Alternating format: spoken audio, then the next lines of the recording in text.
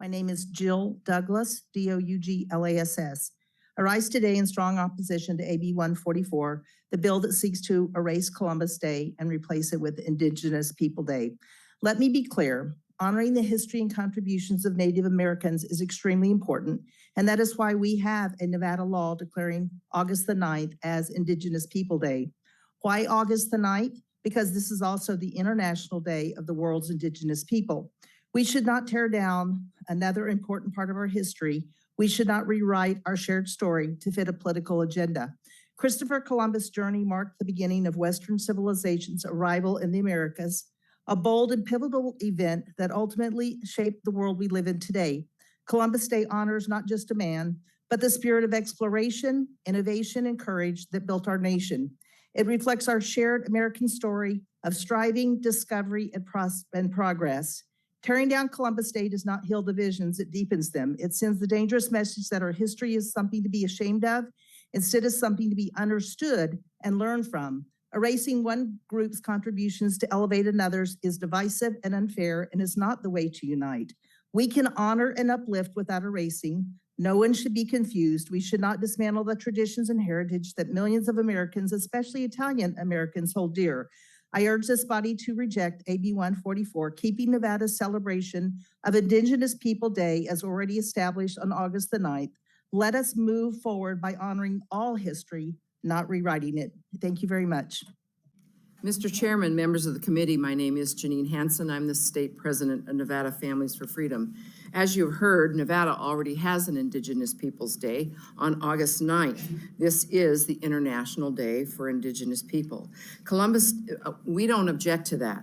We think it's good. But this bill erases and supersedes the historical Columbus Day. Columbus Day marks the beginning of recorded history, the exchange between America and Europe for music, science, medicine, philosophy, religious principles, and these include Greek democracy, Roman law, Judeo-Christian ethics, and the tenet that all men are created equal. The first time it was celebrated was in 1792 in honor of the 300th anniversary. The Pledge of Allegiance was written in 1892 to honor the 400th anniversary of this voyage, and President Benjamin Harrison declared it Columbus Day as a legal holiday.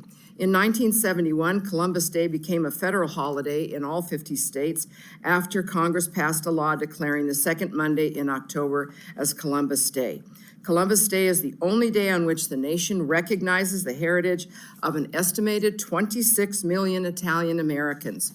We don't need to erase the heritage and the history of one group in order to acknowledge another. We oppose this bill because it erases and supersedes Columbus Day. Thank you. We support the contributions of the Amerindian community. And first of all, thank you so much, all the members of the committee. Good afternoon. We support and appreciate their contributions. However, we believe that this is a struggle against European influence and the impact that it's brought into the Western Hemisphere. Not to mention the values, the innovation, and the cultural impact. A lot of the hotel casino themes are European themed.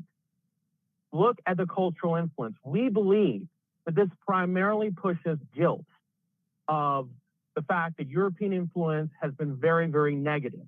Correct me if I'm wrong. And in fact, if we're going to push this bill, maybe we should have an Armenian Day in the country of Turkey, considering what the Turks did to the Armenians about 100 years ago. Think about it. And I'm very, very concerned about these cultural trends. Look at comedian Bill Maher. He'll tell you that a lot of these trends are very, very concerning. Good afternoon. My name is Lynn Chapman, LYNNCHAPMAN, and I'm the state treasurer of the Independent American Party. It is wonderful to celebrate different people from different cultures and to learn and share together. And that being said, why would we as a state want to dismiss other people's culture and history? Well, we should not. We have a day that is celebrated as Indigenous Peoples Day, which is August 9th, and we should share, learn, and shine a light on their culture and people. December 23rd, 1994, the United Nations General Assembly adopted Resolution 49-214, in which it named August 9th as each year as International Day of the World's Indigenous Peoples Day. But to have chosen another day to celebrate as well, that would erase and diminish other people's day of culture and celebration, that is the wrong thing to do. Leave Columbus Day celebrations as the second Monday in October, as it's been celebrated since October 12, 1792, and leave Indigenous Peoples Day as August 9th. Otherwise, it shows that Nevada is trying to divide people, not bring people together. Look at the opinion. 71% oppose this bill, and there's a reason why. Let us all show respect to other cultures, peoples, and their celebrations. Good afternoon, Chair and members of the board. My name is Lorena Cardenas. That's LORENABIASSOTTI, speaking for myself. I oppose AB 144. I find it incredibly disingenuous to claim that we are not attempting to replace Columbus Day. The truth is that the history and traditions of America have been under attack, and worse, from within. Indigenous populations make up just 5% of Nevada's residents. To prioritize celebrating Indigenous Peoples Day over honoring the brave explorer Christopher Columbus, who navigated dangerous seas to discover these lands, discredits the very foundation upon which we all, 100% of us, sit and live today. I am not opposed to celebrating Indigenous Peoples Day. What I oppose is the deliberate attempt to replace a long-standing American tradition. Why are we being told that this new observance is the quote-unquote correct one? In reality, it is not. This has become a social justice issue, one that our legislators should not be taking up. Your oath is to honor this great nation. The descendants of Indigenous tribes, like all of us, benefit from the discovery of the New World, living today in the greatest and strongest country on earth. Not in teepees, but in modern prosperity. I strongly urge you to oppose this bill.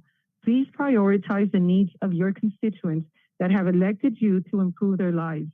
Constantly chipping away at our country's traditions simply is not it. Thank you.